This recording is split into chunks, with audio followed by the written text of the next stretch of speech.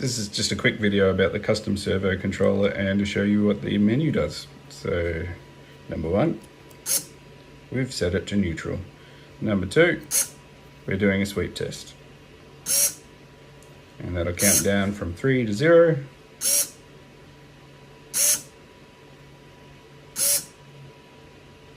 And number 3 is a live set. So it sets the angles to 0 by default. On the left hand side we have a toggle through 90 degrees.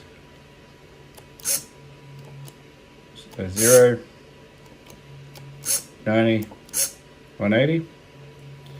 If we exit that, go back in again.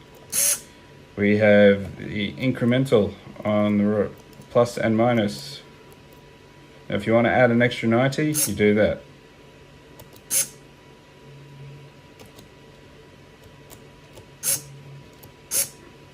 That is it. All the code will be available on the GitHubs. So